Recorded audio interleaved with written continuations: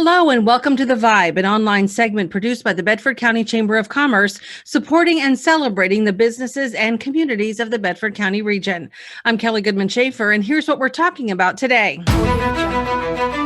St. Patrick's Day is just around the corner, and the Chamber is celebrating at the Silver Lining Drive-In, Thursday, March 18th. Step it out, Mary, my fine daughter, show your legs to the countryman in the village. This summer's Byrne and Kelly concert was canceled due to COVID, but their music documentary, Echoes the Story, will show on the big screen at 7:30, including a special message to Bedford County from the Emerald Isle. Hello Bedford, I'm Ryan Kelly. And I'm Neil Byrne, and together we are Byrne and Kelly. Gates open to the Bedford County Fairgrounds at 4:45, and the music starts at 5 o'clock, live with everyone's favorite Irish rock band, Full Kilt. Band leader Mike Zerby stopped by the Vibe to preview this long-awaited St. Patrick's celebration. Busy. Last year, right at St. Patrick's Day, was when the plug was pulled on the whole thing.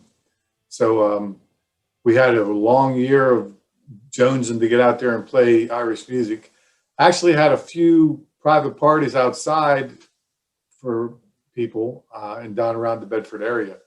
But other than that, it's been just rehearsing the stuff and trying to write and create arrangements since.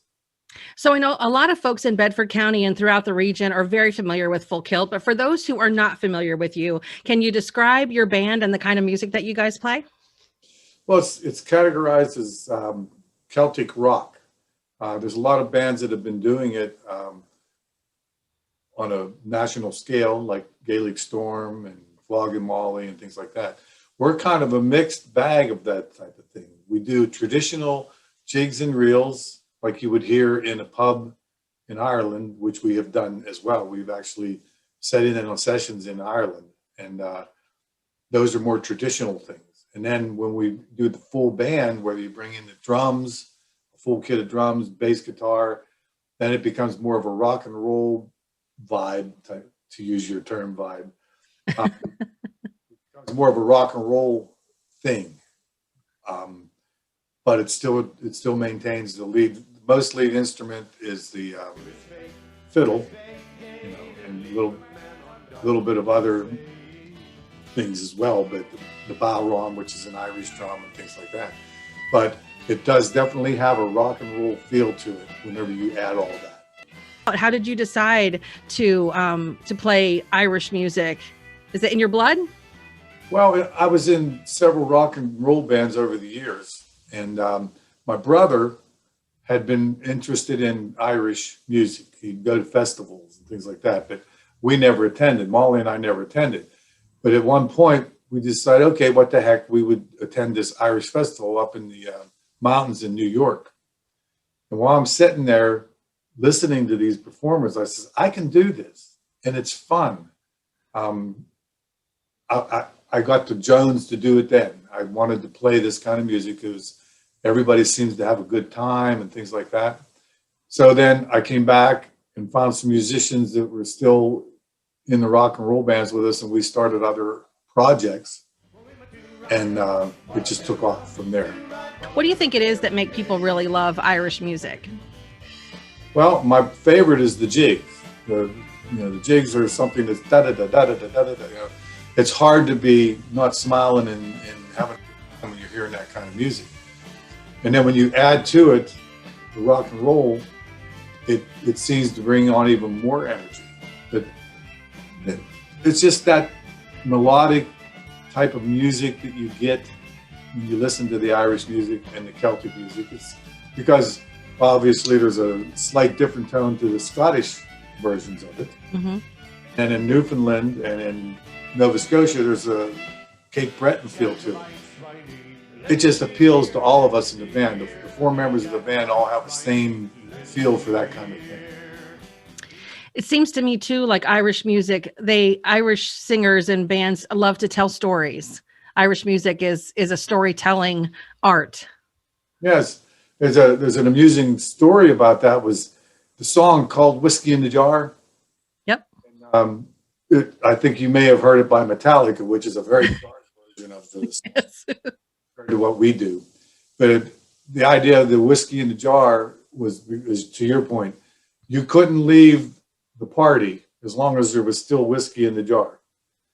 So that was the idea of the song. And you could tell stories, you could tell jokes, you could have a good time or dance, play music. But you're not allowed to leave the Kaylee. So as long as there's whiskey. Well, the other thing I think is really cool about Irish music is it lends itself to singing along. Yes, it does. Like the Irish love sing-alongs. Very much so. And Full Kilt's a pretty good example of that, because when we first started doing this in Bedford and Altoona, and I don't think there was a whole lot of people that knew the genre. And I was always amazed because we'd be singing Gaelic Storm Song, for instance, and they'd be singing along with me, you know, while I'm singing, because as the vocalist, you're kind of and you see people out there singing the song, and you know, they probably ever heard Gaelic Storm do this song, so they've heard it from us. But it's like you say, it's just songs that are easy to sing. You get the vibe for it, and you do it. What are you looking forward to the most about this 1 year later from all the shutdowns and getting out there and just playing and welcoming spring with us? Well, we're definitely looking forward to it.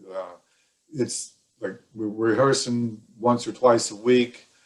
We enjoy playing the music in the garage, you know, but it's nothing like being out there performing for an audience and seeing you, like you said, you catch the vibe back from them the same as they get from you. And it's really, really good to do. We're looking so forward to it.